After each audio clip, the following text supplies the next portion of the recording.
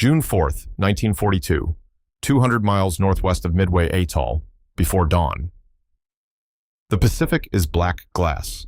A faint wind skims across its surface, flattening the swells into long, patient ridges. The sky is a charcoal vault, stars fading as the eastern horizon begins to pale.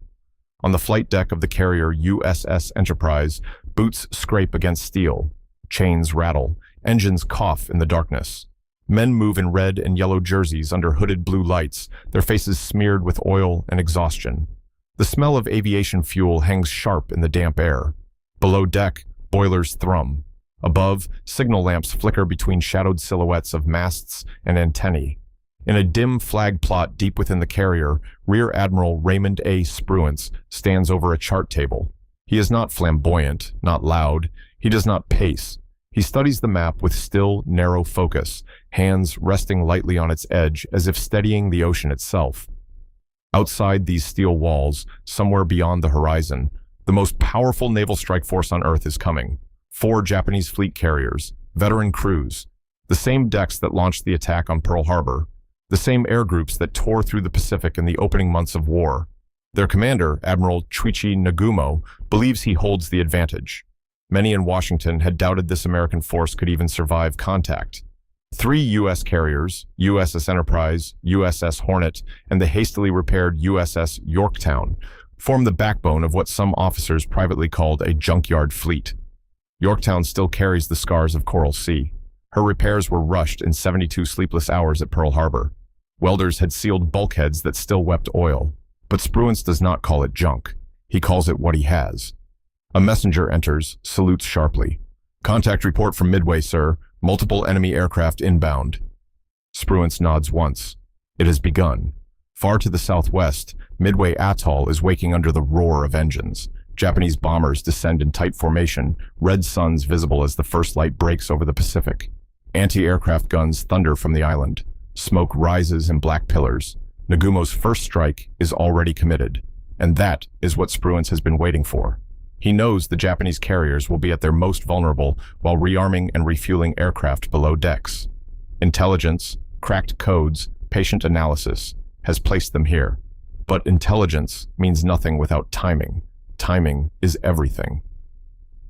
On the bridge of Enterprise, Captain George Murray scans the horizon through binoculars. The wind freshens. Signal flags snap. The order comes quietly from below. Launch the strike. Klaxons wail. Deck crews spring into motion. F-4 F Wildcats roll forward first, engines howling. Behind them, the lumbering TBD Devastator torpedo bombers inch toward the bow, wings trembling in the wind. Last come the SBD Dauntless dive bombers, squat, purposeful machines with perforated dive flaps folded tight against their wings. Lieutenant Commander Wade McCluskey climbs into his Dauntless cockpit.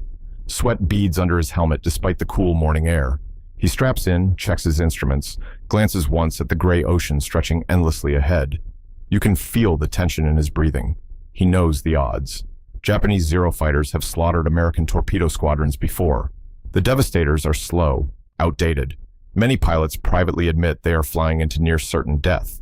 But their mission is simple: find the enemy carriers. Hit them or die trying. One by one, engines scream to full throttle. Enterprise turns into the wind. The first Wildcat hurtles down the deck and vanishes into open air. Then another. Then the Devastators, heavy, wobbling, barely clearing the bow before dropping toward the sea. Finally, the Dauntlesses roar forward, wheels lifting as the Pacific yawns beneath them. Within minutes, the sky above the carrier is empty.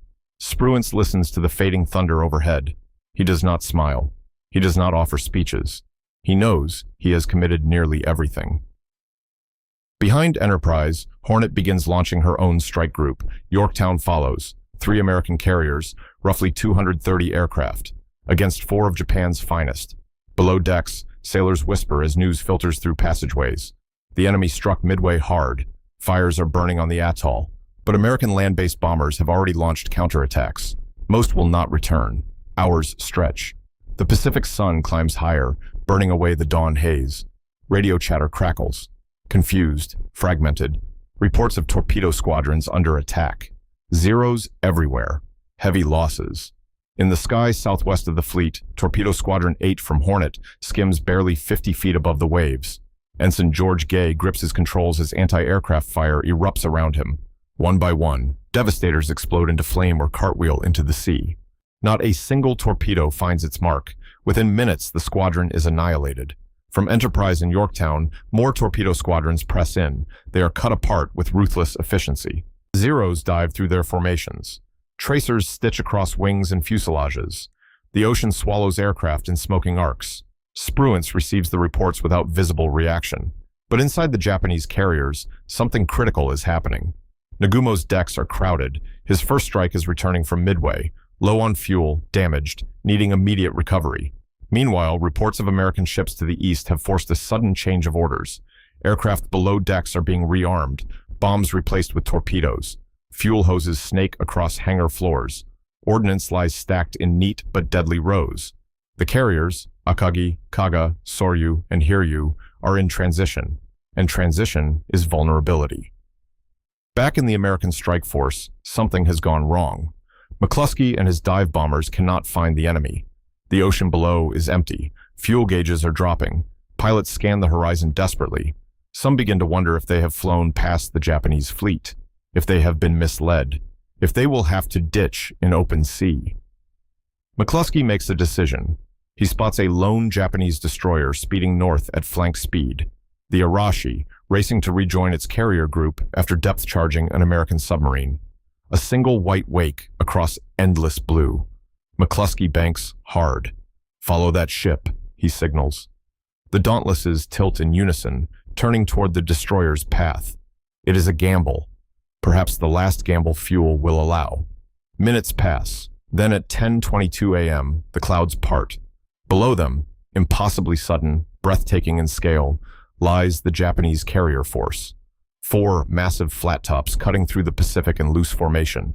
Decks cluttered, aircraft lined up, refueling in progress, unaware. For a heartbeat, no one speaks. Then McCluskey rolls his Dauntless onto its back. The world flips upside down. Dive brakes extend with a metallic shudder. The aircraft tips nose first toward the sea. Wind screams over the canopy as gravity seizes the plane. Behind him, dozens of American dive bombers follow. From 20,000 feet, they fall like steel-tipped spears toward the heart of the Imperial Japanese Navy. The Dauntless is nearly vertical. Lieutenant Commander Wade McCluskey feels the straps bite into his shoulders as gravity drags him forward. The wind becomes a shriek, a living thing clawing at the aircraft. The altimeter spins downward, 18,000 feet, 15,000, 12,000. Below him, the Japanese carriers grow from gray rectangles into detailed chaos. On the deck of the carrier Akagi, sailors look up. At first, they mistake the specks for returning aircraft. Then the specks grow wings. Then they see the sun flashing off American stars. Air raid sirens wail. On Kaga, deck crews freeze mid-motion, bombs half secured to racks, fuel hoses still feeding aircraft. Torpedo planes wait nose to tail for launch orders that have not yet come. In the combat air patrol high above, Japanese Zeros are low on fuel, having just finished slaughtering the American torpedo squadrons. Many are out of position, many are too low. The sky above Nagumo's fleet is suddenly, catastrophically open. McCluskey steadies his dive. His target, Kaga. At 9,000 feet, anti-aircraft fire erupts. Black puffs and streaking tracers clawing upward. The Dauntless shudders as near misses buffet its wings. He holds steady, 5,000 feet. He can now see individual men running on deck, 3,000 feet. He flips the arming switch. At 2,500 feet, he releases. The 1,000-pound bomb drops cleanly away. He yanks the stick back with all his strength. The Dauntless groans under G-force, pulling out just above the ocean's surface. The sea rushes up in a blue blur before the aircraft claws back into the sky. Behind him, more bombs fall. 3 direct hits slam into Kaga in rapid succession. One punches through the flight deck and detonates in the packed hangar below, where fueled aircraft sit wingtip to wingtip. The explosion is blinding. Fire rolls through the enclosed space like a living storm. Within seconds, Kaga is engulfed. Simultaneously, another group of dive bombers, misdirected for crucial seconds earlier, breaks over Akagi. Commander Richard Best leads the attack. Akagi had been Nagumo's flagship, the pride of the fleet, veteran of Pearl Harbor. Best dives straight down her center line. Anti-aircraft guns hammer upward. The sky is laced with fire. At the last possible second, Best releases his bomb. It pierces the flight deck near the aft elevator and explodes among armed and fueled aircraft. The detonation triggers a chain reaction. Flames erupt through the hangar deck, punching upward in sheets of orange and black smoke. Men are thrown into the air. Ammunition cooks off in violent bursts. Within moments, Akagi, the symbol of Japan's naval supremacy, is mortally wounded. To the north, dive bombers from Yorktown descend upon Soryu. 3 bombs strike in devastating sequence. Soryu's hangar becomes an inferno. Aircraft, fuel lines, torpedoes, all ignite in a cascading nightmare. It has taken less than 5 minutes. 5 minutes to cripple 3 fleet carriers. From the bridge of Enterprise, distant columns of smoke rise on the horizon, dark pillars staining the perfect blue sky. Reports begin flooding into Spruance's flag plot. Enemy carriers hit. Multiple fires observed. 3, possibly 3 burning heavily. Spruance listens, face impassive. But every man in that compartment understands what those words mean. Out on the ocean, the Japanese fleet is in shock. Admiral Nagumo stands rigid as damage reports arrive in fragments. Akagi ablaze, Kaga beyond control, Soryu burning from stem to stern. His carefully orchestrated strike force, the instrument that had dominated the Pacific, has been gutted in minutes. Yet one carrier remains untouched. To the northeast, Hiryu has escaped the initial onslaught. Her decks are intact. Her air group is already launching. While 3 of her sisters burn, Hiryu prepares revenge. Back over the ocean, the surviving American aircraft scatter, low on fuel, many damaged. Some pilots look back and see towering pyres marking their success. Others see only empty sky and wonder who survived. In the water below, Ensign George Gay floats alone amid oil and debris, the sole survivor of Torpedo Squadron 8. From the surface, partially submerged, he watches Japanese ships maneuver frantically as smoke billows skyward. He does not yet know the magnitude of what has happened. He only knows the battle is not finished. Shortly before noon, radar operators aboard Yorktown detect incoming aircraft. Hiryu's counterstrike is coming. Dive bombers scream out of the sun toward USS Yorktown. Anti-aircraft guns thunder. Wildcats claw upward to intercept. Bombs fall. One smashes into Yorktown's flight deck, ripping through to the hangar below. Another detonates near the stack. Flames burst upward. The carrier shudders violently. Damage control parties respond instantly. Hoses snake across steel. Wounded men are dragged clear. Within an hour, astonishingly, Yorktown appears operational again. Smoke clears. Her crew believes they have saved her. Then radar picks up another wave. This time, torpedo bombers. They come in low, skimming the waves just as the American Devastators had done earlier. Anti-aircraft fire pounds the sky, but 2 torpedoes strike Yorktown's port side in brutal succession. The ship lurches. Power fails. She lists heavily. This time, the damage cannot be masked. Captain Elliot Buckmaster gives the order to abandon ship. Men slide down ropes into the sea as Yorktown tilts. From Hiryu's bridge, observers report a carrier stopped and smoking, presumed sunk. Japanese morale surges. Nagumo's surviving carrier has struck back hard, but they do not know the truth. Enterprise and Hornet still live, and somewhere to the east, Spruance is already preparing the final blow. The afternoon sun climbs higher over a battlefield littered with smoke, oil slicks, and the broken remnants of 2 great navies colliding. 3 Japanese carriers are dying. 1 remains defiant. Spruance knows he must find Hiryu before she strikes again. He turns to his staff. Launch everything we have left. The order moves through USS Enterprise like an electric current. Launch everything we have left. There is no hesitation now, no measured caution. The morning's gamble has paid off beyond imagination, but the battle is unfinished. 1 enemy carrier still roams the Pacific, and as long as Hiryu floats, the outcome remains uncertain. On Enterprise's flight deck, the air is thick with heat and cordite. Returning aircraft slam down on arresting wires, some with holes punched clean through their wings. Mechanics rush forward, refueling, rearming, patching bullet-ripped fuselages with strips of fabric and tape. Pilots climb out of cockpits shaking, some from adrenaline, some from grief. Many friends did not return, yet there is no time to process it. By early afternoon, scouts report a possible contact northeast of the burning wrecks of Akagi, Kaga, and Soryu. A lone carrier, maneuvering hard, screened by destroyers. Spruance does not wait for perfect confirmation. He knows daylight is slipping. If Hiryu survives until nightfall, she could vanish into the vastness of the Pacific and return another day. At 3:30 p.m., dive bombers from Enterprise and USS Hornet roll forward once more. Many of these pilots have already flown one mission today. Some aircraft bear fresh scorch marks. Lieutenant Earl Gallagher tightens his grip on the stick of his SBD Dauntless. His engine roars at full throttle. The deck rushes beneath him, and then disappears. The sky swallows them again. They climb through scattered cloud layers, forming up in disciplined silence. The sun now sits high and merciless. The Pacific below is a blinding mirror. Fuel calculations run constantly in every pilot's mind. They find her just before 5 p.m. Hiryu steams alone against the glittering sea, sharp wake cutting white against blue. She has launched her last strike. Her decks appear momentarily clear. For a heartbeat, it feels like the morning again. The sudden revelation of prey beneath Hunter. Then the Dauntlesses tip over. The dive begins. This time, Hiryu is ready. Her anti-aircraft batteries erupt with ferocious intensity. Shell bursts surround the descending planes. Tracers stitch upward in red and orange lines. Gallagher holds steady through the flak. The aircraft shudders violently as shockwaves buffet it. He forces his breathing slow, steady. Altitude unwinds. 12,000 feet, 9,000, 6,000. He can now see sailors racing across Hiryu's deck. At 3,000 feet, he releases. The bomb tumbles cleanly away. He pulls out hard, feeling the crushing weight of G-forces pressing him into his seat. Behind him, more bombs fall in tight sequence. One strikes near the forward elevator. Another detonates amidships. A third explodes near the island's superstructure.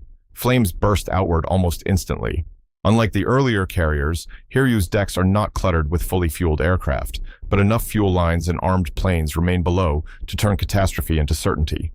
Within minutes, thick black smoke coils into the sky. Secondary explosions ripple through the ship. From miles away, American pilots see it clearly. The last of Japan's frontline fleet carriers is burning.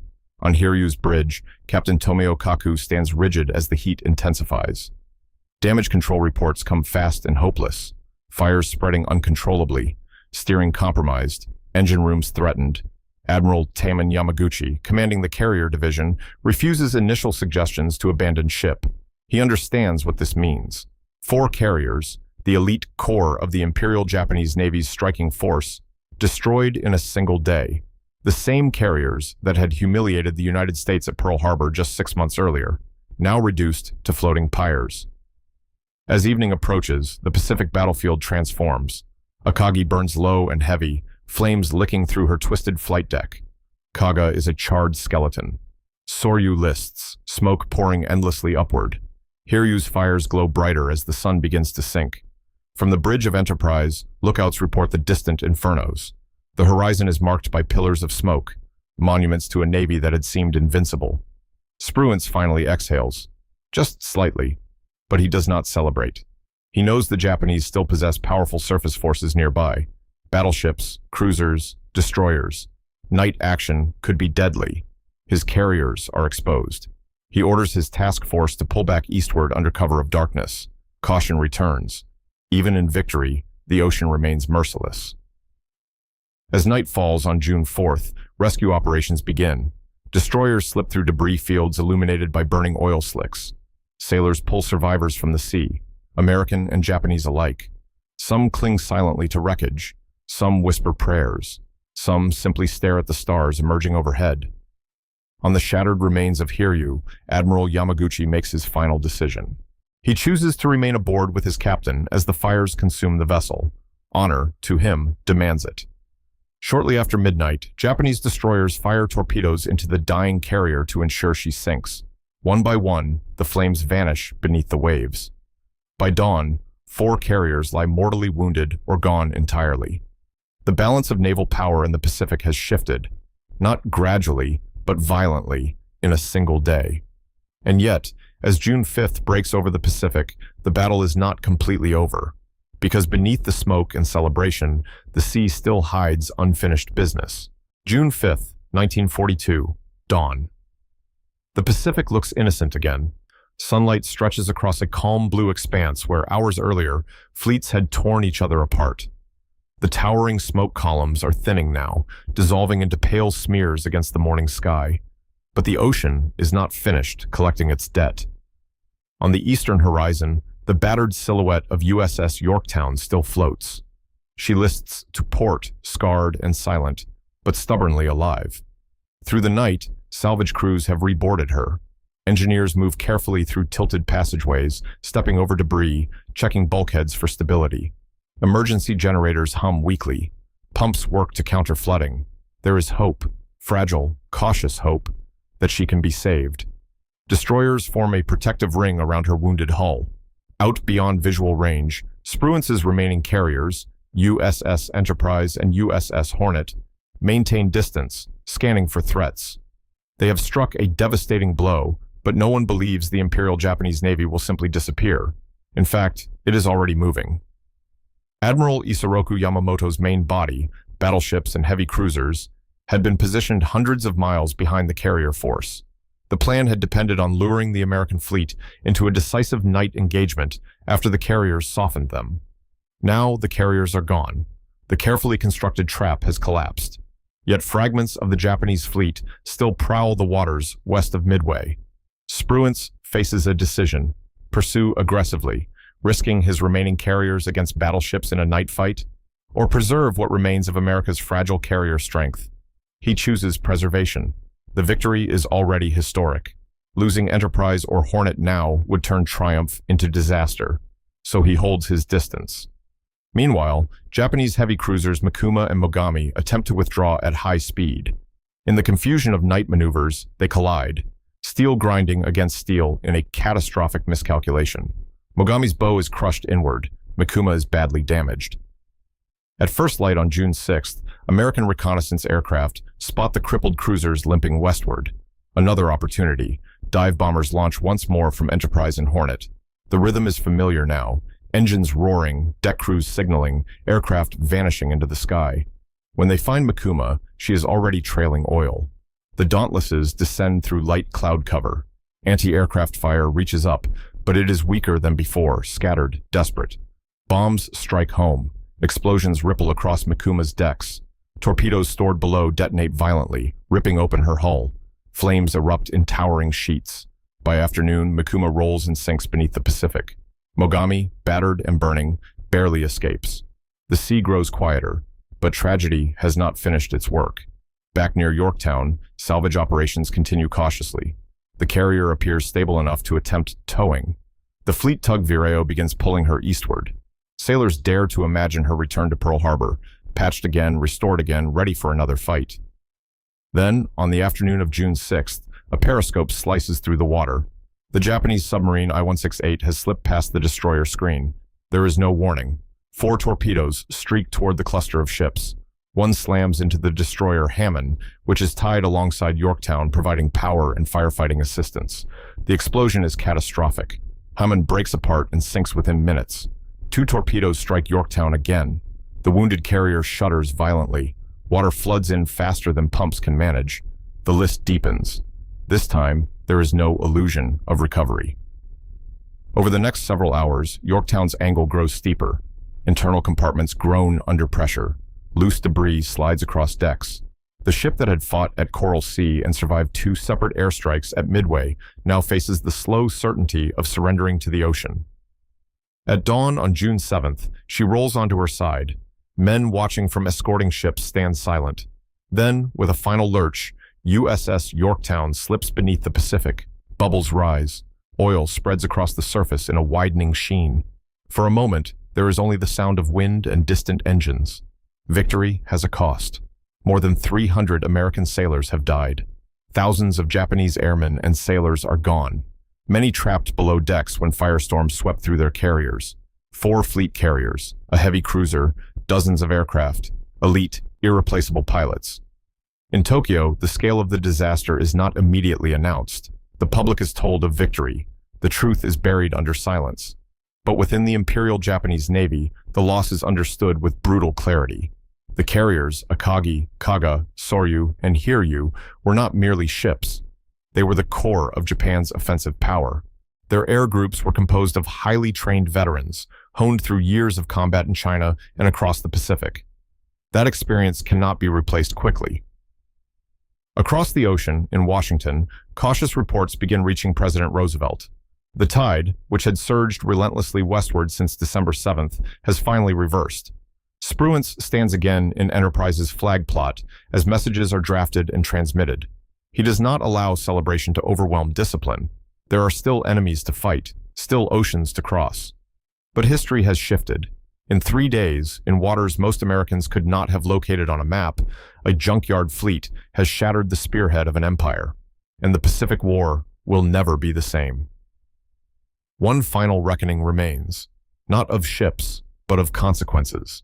June 7th, 1942, evening. The Pacific is quiet now. The smoke has thinned into faint smudges along the horizon. Oil slicks shimmer in long, iridescent scars where carriers once ruled the sea. Bits of wreckage drift, scorched planks, twisted metal, a lone life jacket rocking gently in the swell. On the bridge of USS Enterprise, Admiral Raymond Spruance stands facing west. The wind presses lightly against his khaki uniform. His posture is unchanged, straight, reserved, almost understated. No triumphant grin, no raised fist, just calculation. Behind him, signalmen finalize reports bound for Pearl Harbor and Washington. Damage assessments, aircraft losses, ammunition expenditures, confirmed sinkings, 4 Japanese fleet carriers destroyed, Akagi, Kaga, Soryu, Hiryu. The names will echo for decades. 6 months earlier, those same carriers had launched the strike that crippled the American Pacific Fleet at Pearl Harbor. Battleships had burned in the harbor. The United States had reeled in shock. In December, Japan had seemed unstoppable. By June, that illusion is gone. But here, in this moment, there is no band playing, no headlines, no crowds cheering in Times Square, only exhausted sailors staring out across an empty ocean, trying to process what they have survived. In ready rooms below deck, pilots sit in silence. Some cradle coffee cups they are too tired to lift. Others stare at empty chairs, seats that belong to friends who will not return. Torpedo Squadron 8 is nearly erased. Entire sections of air groups are missing. Victory, they understand, is not clean. Far to the west, Japanese destroyers carry survivors from the burning hulks of their carriers. Many are burned. Many are silent with shock. Some still believe reinforcements will come, that the mighty battleships of Admiral Yamamoto's main force will restore balance. But Yamamoto has already ordered withdrawal. The decisive engagement he envisioned, a crushing blow delivered after luring American carriers into a trap, has inverted catastrophically. Instead of annihilating the U.S. fleet, he has lost the elite core of his own. In Tokyo, naval officers gather behind closed doors. Reports are read aloud in clipped, restrained tones. 4 carriers, hundreds of aircraft, irreplaceable veteran aviators. The silence in those rooms is heavier than grief. It is recognition. The war they planned, swift, aggressive, dominating, has changed shape. Back aboard Enterprise, Spruance reviews intelligence summaries with measured calm. He knows what makes this victory extraordinary is not just the destruction wrought in 5 minutes at 10:22 a.m. It is what that destruction means. Japan entered the war with a qualitative advantage in carrier aviation, better trained pilots, combat experience, operational confidence. Replacing ships takes years. Replacing elite air crews takes even longer. The United States, by contrast, is already accelerating production. Shipyards hum day and night. New Essex-class carriers are under construction. Training pipelines are expanding. Midway has not ended the war, but it has bought time. Time is the one resource America can exploit relentlessly. As Enterprise steams eastward, the crew senses it. They were mocked, even internally, as a patched-together force, a junkyard fleet. One carrier hastily repaired, another newly commissioned, air groups still adapting to combat realities. Yet they had struck with precision at the one vulnerable moment in the enemy's cycle, when decks were cluttered, fuel lines exposed, bombs stacked for rearming, timing, courage, a measure of luck, and leadership that did not flinch. Spruance had made critical decisions under pressure, launching early, trusting incomplete reports, resisting the urge to chase recklessly into night battle with battleships. Each choice narrowed risk while preserving offensive power. History often remembers explosions, but wars turn on decisions. Weeks later, newspapers across America begin to print the truth in bold headlines. Victory at Midway. The names of the lost are published in small type beneath triumphant banners. Families read telegrams in quiet kitchens. In shipyards from California to Virginia, workers hammer rivets into new hulls with renewed urgency. They now believe, truly believe, the Japanese Navy can be beaten. Across the Pacific, Japan begins reinforcing defensive perimeters instead of expanding them. Plans for further offensives are reconsidered. The initiative, that invisible but decisive force in war, has slipped. The battle that lasted barely 4 days will shape campaigns for years. Guadalcanal, the Solomons, the Long Island hopping advance. Every future carrier engagement will be fought in the shadow of Midway. Because on June 4th, 1942, in less than 5 minutes, 4 carriers that once defined naval supremacy were reduced to fire and sinking steel. And in doing so, they altered the trajectory of a global war. The ocean keeps its secrets. It swallows wreckage without ceremony. Today, somewhere beneath miles of water, Akagi, Kaga, Soryu, Hiryu, and Yorktown rest in darkness. But above that darkness, a new balance has formed. The Pacific no longer belongs to one empire's unchecked momentum. It has become a contest. And from this point forward, the United States will press, island by island, carrier by carrier, across that vast blue expanse until the war reaches Japan's doorstep. Spruance remains at the rail a moment longer as twilight deepens. The wind carries the smell of salt and fuel. Behind him, Enterprise's wake cuts a steady white line through the sea, heading home, but also toward the next battle. Because Midway was not the end, it was the turn.